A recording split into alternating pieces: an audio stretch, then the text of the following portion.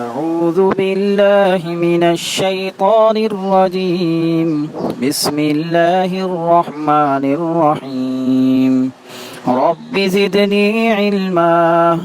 اللهم نبئني بحقيقة الأشياء. إلهكم إله واحد لا إله إلا هو الرحمن الرحيم. لا حول ولا قوة إلا بالله. السلام علیکم، میں حکیم محمد طارق جاوید اپنے یوٹیوب چینل پر آپ کو خوش آمدید کہتا ہوں۔ آج کا موضوع ہے پیشاب کا قانون۔ ٹاپک جتنا چھوٹا ہے، معاملے کی وسعت اس کے برعکس اتنی ہی زیادہ ہے۔ جسم سے فضلات کے اخراج کے 4 ہی راستے ہیں: سانس، ہوائی فضلات از قسم کاربن ڈائی آکسائڈ وغیرہ۔ پھیپھڑوں کے راستے سانس کے ذریعے جسم سے خارج ہوتے ہیں۔ انسانی جلد کو ٹھنڈا رکھنے کا بندوبست قدرت نے پسینہ کے ذریعے کیا ہے۔ کچھ فضلات پسینہ کے ذریعے جسم سے خارج ہوتے ہیں۔ کھائی ہوئی غذا میں سے جو چیز ہضم ہو کر جسم اور دوران خون کا حصہ نہ بن سکے، وہ پخانے کے ذریعے جسم سے خارج ہو جاتی ہے، اور خوراک سے ہضم ہو کر دوران خون میں شامل ہونے والے اجزاء جب جسم استعمال کرتا ہے تو اس عمل کے دوران پیدا ہونے والے فضلات جسم سے پیشاب کے ذریعے خارج ہوتے ہیں۔ لیکن کیا یہ سب کچھ بس ایسے ہی ہو رہا ہے؟ جی نہیں، یہ سب کچھ باقاعدہ ایک قانون اور اصول کے مطابق ہو رہا ہے۔ طب کی کتابیں اس بارے میں بھری پڑی ہیں، لیکن مجھے یقین ہے میری گزارشات سننے کے بعد آپ کی سوچ کا دائرہ وسیع بھی ہو جائے گا، اور حصول علم اور وسعت علم کے نئے دریچے بھی کھل کر آپ کی بصیرت کی آنکھ کو بہت سی چھپی ہوئی چیزیں نظر آنا شروع ہو جائیں گی، اور بہت سی مشکل گتھیوں کو سلجھانے کا باعث بنیں گی۔ میری یہ ویڈیو عام لوگوں کے لیے بھی ہے اور طب کے معالجین کے لیے بھی۔ ہر کوئی اس سے اپنے فہم کے مطابق فائدہ اٹھا سکتا ہے۔ پیشاب کے قانون کو سمجھنے کے لیے ضروری ہے کہ پیشاب کے نظام کو سمجھیں۔ پہلا نظام، اس نظام میں پیشاب پیدا ہوتا ہے۔ یہ نظام تیزابیت یعنی ایسیڈیٹی یا عضلاتی نظام اور 3 بنیادی زہروں میں بواسیری زہر کے ساتھ تعلق رکھتا ہے۔ مثلا ایک مریض کے اگر گردے پھیلے گئے ہیں، وہ پیشاب پیدا ہی نہیں کر رہے، تو اسے کون سی دوائی اور غذا دیں گے جس سے اس مریض کا پیشاب بننا شروع ہو جائے؟ یہ سرد قسم کی ترشیاں ہیں جنہیں طب کی اصطلاح میں عضلاتی اعصابی مزاج کی ادویات اور اغذیہ کہتے ہیں۔ اغذیہ کی گروپ بندی کے چارٹ نمبر 2 میں موجود اشیاء اس معاملے میں بہترین کام کرتی ہیں۔ اغذیہ کی گروپ بندی کا چارٹ میرے یوٹیوب چینل پر موجود ہے۔ اب ہم نے ایک تفصیلی چارٹ بھی اپلوڈ کر دیا ہے۔ لیکن یہ بھی ہو سکتا ہے کسی مریض میں پیشاب کی پیدائش بہت زیادہ ہو رہی ہو تو اسے خشک گرم مزاج کی ادویہ اور اغذیہ دیں گے۔ ان کے استعمال سے پیشاب کی پیدائش کم ہوتی جائے گی، حتیٰ کہ یہ بھی ہو سکتا ہے کہ پیشاب کی پیدائش کم ہوتے ہوتے بالکل ہی ختم ہو جائے، اور مریض کو پیشاب کی بجائے صرف خون ہی آنے لگے، یا اس سے کم درجے پر خون ملا پیشاب آنے لگے۔ اکثر انسانوں اور جانوروں میں خون ملا پیشاب آنے لگتا ہے، جسے شرکن یا رت مترا کی بیماری کہتے ہیں۔ یہ علامت جسم میں عضلاتی غدی یا خشکی گرمی کے عروج پر پہنچنے کی علامت ہے۔ مریض کے ساتھ کسی بھی وقت کچھ بھی ہو سکتا ہے، حتیٰ کہ مریض یا جانور جان سے بھی جا سکتا ہے۔ تحلیل کا وقت نہیں ہوتا، مریض کی جان بچانے کے لیے اسے تسکین میں لے جانا ہوگا۔ ترگرم یا اعصابی غدی اشیاء مریض کو فوری سکون اور بچانے کا کام کریں گی، لیکن ایسی حالت میں چونکہ پیشاب کی پیدائش بھی کم ہو چکی ہوتی ہے یا پیشاب کی پیدائش بند ہو چکی ہوتی ہے، اس لیے اعصابی غدی کے ساتھ عضلاتی اعصابی اغذیہ اور ادویہ دینے کی ضرورت ہوتی ہے۔ یہ میں نہیں کہہ رہا، قانون صحت کہہ رہا ہے۔ پھر سمجھ لیں، دودھ کی کریم اور دیسی شکر یا گلوکوز پاؤڈر ملا کر وزن کے حساب سے دی جائیں۔ بڑے جانوروں میں 1 پاؤ کریم اور 100 گرام دیسی شکر یا گلوکوز پاؤڈر کی ایک خوراک صبح اور شام دی جائے چھوٹے جانوروں کو جسمانی وزن کے مطابق خوراک کی مقدار کم کر لیں۔ انسانوں میں دودھ کی کریم بڑا آدمی 100 گرام اور دیسی شکر یا گلوکوز پاؤڈر 50 گرام کی یہ خوراک صبح اور شام مریض کی عمر، وزن اور مرض کی شدت کے مطابق مقدار خوراک کم کر سکتے ہیں۔ لیکن چونکہ مریض کی پیشاب کی پیدائش بھی کم ہو چکی ہوتی ہے، اس لیے درخت پیپل کے پتے، چھال یا اس کی داڑھی گھوٹ کر ساتھ دی جانی ضروری ہو جاتی ہے۔ پیپل کے استعمال سے پیشاب کی پیدائش فوراً شروع ہو جاتی ہے۔ اغذیہ کی گروپ بندی کے چارٹ نمبر 2 کی اشیاء، جن میں پکی چاٹی کی لسی اور لیمو شامل ہیں، بہترین کام کرتے ہیں۔ سمجھنے والی بات یہ ہے، حیوانوں اور انسانی جسم میں پیشاب کی پیدائش دل کے ساتھ منسلک ہے۔ اگر عضلات کا تعلق اعصاب یعنی دماغ اور اساسیت یعنی الکلی کے ساتھ قائم ہے یا قائم کر دیا جائے، دوسرے لفظوں میں عضلاتی اعصابی تحریک کو جتنا بڑھاتے جائیں گے، پیشاب کی پیدائش اتنی ہی بڑھتی جائے گی، اور عضلات کا تعلق غدد کے ساتھ جتنا بڑھتا جائے گا، پیشاب کی پیدائش اتنی ہی کم ہوتی جائے گی۔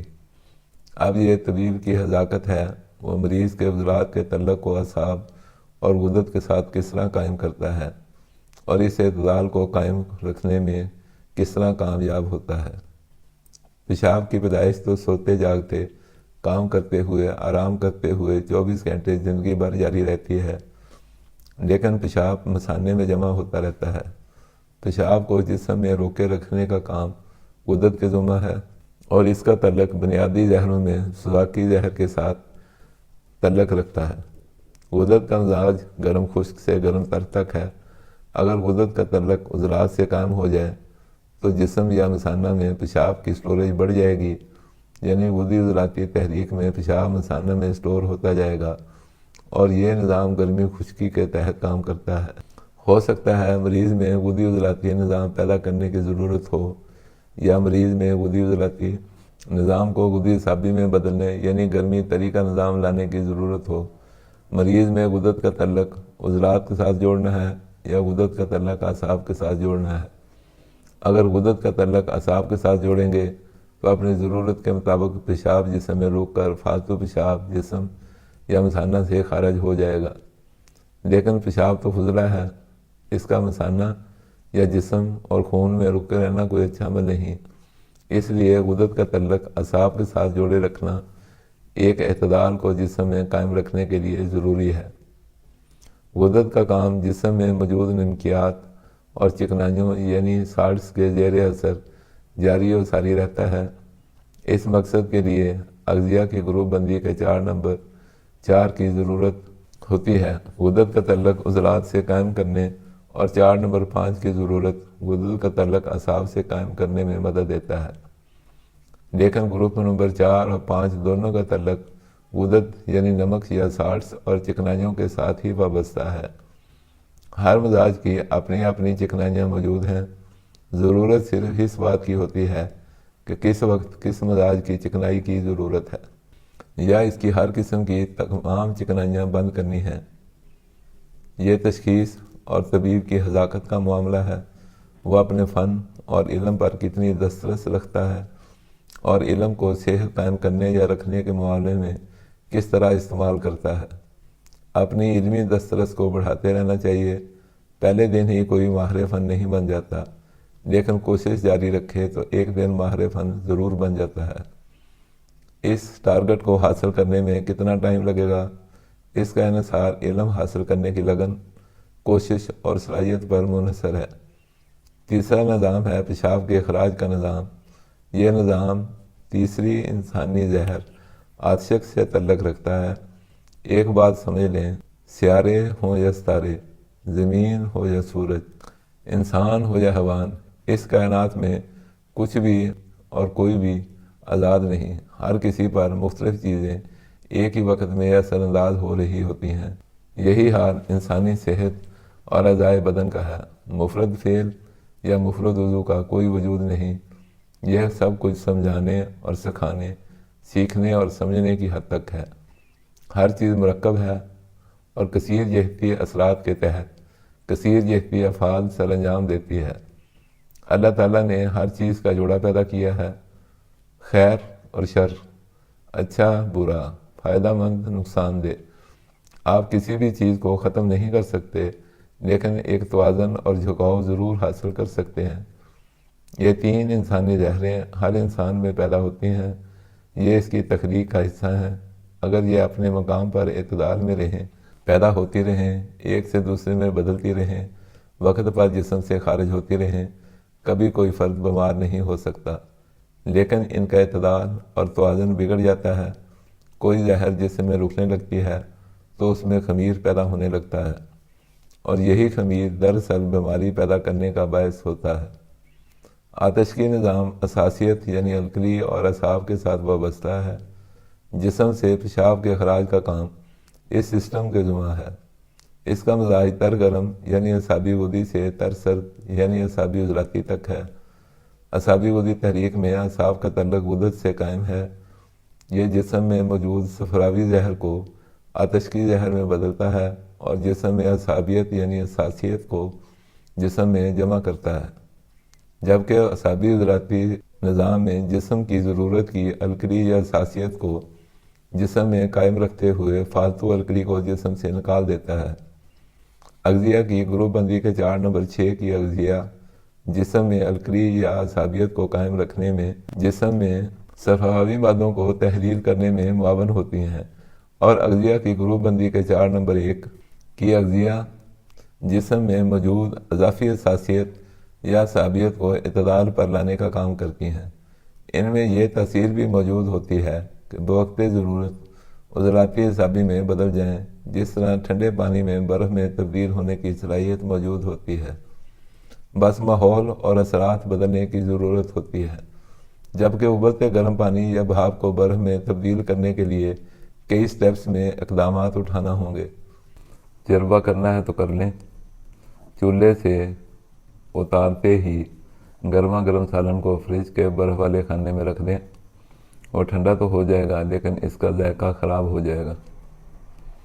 لیکن اگر اس سالن کو چولہے سے اتار کر ٹھنڈا ہونے دیے جائے اور جب نارمل ٹمپریچر پر آ جائے اور پھر فریزر میں رکھ کر بے شک فریز کر لیا جائے، اس سالن کا ذائقہ خراب نہیں ہوگا اور دوبارہ گرم کرنے پر قابل استعمال ہوگا۔ انسانی جسم کے نظامات میں گھریلو خاندانی نظام کی طرح چلتے ہیں۔ مثال سے سمجھیں، کسی کے 6 بچے ہیں، وہ سب بچوں سے یکساں پیار کرتا ہے اور ان کے ضروریات کا خیال رکھتا ہے، تو گھر کا ماحول اچھے طریقے سے چل رہا ہے۔ لیکن اگر کسی ایک بچے کو زیادہ پیار اور توجہ دینے لگے تو باقی بچوں میں حسد کے جذبات پیدا ہو جائیں گے، جس وجہ سے گھر کا ماحول خراب ہو جائے گا اور گھریلو نظام میں مسائل پیدا ہو جائیں گے۔ آپ یہ تو کر سکتے ہیں، کوئی بچہ لائق ہے، تابعدار ہے، یا اس نے امتحان میں اچھی کارکردگی دکھائی ہے، یا کوئی بچہ بیمار ہے، آپ اس پر زیادہ توجہ دیں، لیکن باقی بچوں یا اہل خانہ کو نظر انداز نہیں کر سکتے۔ بالکل اسی طرح جب آپ جسم کے ایک ہی نظام پر توجہ مرکوز کیے رکھتے ہیں، کہنے کا مطلب ہے ایک ہی قسم کی اغذیہ استعمال کرنے کی عادت اپنا لیتے ہیں، تو جسم اور بدن کا اعتدالی نظام بگڑ جاتا ہے اور صحت کے مسائل سر اٹھا لیتے ہیں۔ طبیب وہ نہیں جس کے پاس معلومات زیادہ ہوں، اگر ایسی بات ہوتی تو پھر اس وقت تو معلومات گوگل کے پاس سب سے زیادہ ہیں، بلکہ طبیب، معالج یا حکیم ہونے کا مطلب ہے اپنے پاس دستیاب معلومات سے فائدہ اٹھانے کا ہنر۔ اسے ہی علم کہتے ہیں۔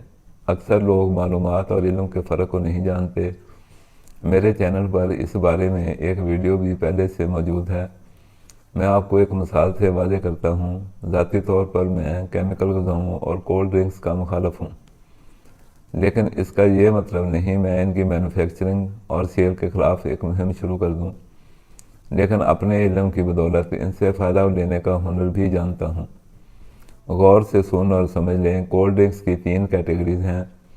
پہلی کیٹیگری میں بے رنگ یا معمولی رنگ والی کولڈ ڈرنکس ہیں، ان میں 7 اپ، ٹیم اور سپرائٹ وغیرہ شامل ہیں۔ ان کا جز سٹرک ایسڈ یا سائٹریٹ ہے، یہ اعصابی یا الکلائن گروپ سے تعلق رکھتی ہیں۔ میں ان سے اعصابی عضلاتی فوائد حاصل کر سکتا ہوں۔ دوسرے گروپ میں کولڈ ڈرنکس آتے ہیں، کوکا کولا، پیپسی کولا یا وہ ڈرنکس جو کلیجی کلر میں ہوتے ہیں۔ इनका जुज़ मौसरा फास्फोरिक एसिड है। ये गुदी निज़ाम से तल्लुक़ रखती हैं। ग्रुप बंदी के एतबार से नंबर 4 और नंबर 5 के असरात इनसे हासिल किए जा सकते हैं। और तीसरे ग्रुप में ऑरेंज कलर के सॉफ्ट ड्रिंक्स जैसे फांटा और मरिंडा वगैरह। इनका जुज़ मौसरा अस्कॉर्बिक एसिड है जो तेज़ाबी ग्रुप से तल्लुक़ रखती हैं। इनसे ग्रुप नंबर 2 और 3 के असरात हासिल किए जा सकते हैं। ज़िंदगी में मुखालफिन ख़त्म नहीं किए जा सकते, ये हकीकत है, पर उन्हें ख़त्म करने के ला हासिल काम पर अपना वक़्त और तवानाई और वसाइल ज़ाया करने का कोई फ़ायदा नहीं, लेकिन ज़रूरत पड़े तो इनसे फ़ायदा उठाया जा सकता है। इस सारे टॉपिक का मुख्तसर ज़ायदा पेश कर देता हूँ। हर जिंदा इंसान में 3 बुनियादी जहर मौजूद हैं। ये इंसान की तख्लीक का हिस्सा हैं। उन्हें वक्त ज़रूरत जिस्म से खारिज कैसे करना है, उन्हें एक से दूसरे में बदलना कैसे है, इनके शर से कैसे बचना है, इनसे फ़वायद कैसे हासिल करने हैं, इनकी तशख़ीस कैसे करनी है, इनके आपस के मामलात कैसे चलते हैं, इनके अज़ा बदन पर असरात क्या क्या हैं, अगर किसी उज़्व बदन को नुकसान पहुंच चुका है इस नुकसान को दूर कैसे करना है। इन सारी चीज़ों को समझने और इंसानी सेहत के उलझे मसाइल को संभालने के लिए जो कुछ मैंने आपको इस वीडियो में समझा दिया है, अगर आप कोशिश करके समझ लें और इस पर अमल करने का तरीका सीख और समझ लें तो यकीनन आप भी मेरी तरह यही कहेंगे, दुनिया में कोई बीमारी लाइलाज नहीं, ख्वाह कैंसर हो या शुगर, गैंग्रीन हो या जिगर का सिकुड़ जाना, किसी के गुर्दे फेल हो गए हों या पेट में पानी पड़ गया हो, किसी को दिल का बाईपास करवाने या ब्लड प्रेशर की मुश्किल अद्वियात खाने से रहने की कतन कोई ज़रूरत नहीं। जिस रास्ते पर चलकर मरीज़ इस नौबत तक पहुँचता है, अगर उसके मुखालफ समत में सफ़र करने की हिम्मत और हौसला रखता है तो सेहत हासिल कर ले। इस वीडियो को आप जितनी बार देखेंगे हर बार एक नई बात समझ में आएगी। अपने दोस्तों, अजीज़ों और जानने वालों से शेयर करते रहा करें ताकि मखलूक खुदा इस इल्म से फ़ायदा उठा सके। चैनल को सब्सक्राइब कर लें और ऐसी वीडियोस आपको वक्त पर मिलती रहें। दुआ में याद रखें। वस्सलामु अलैकुम व रहमतुल्लाहि व बरकातुहू।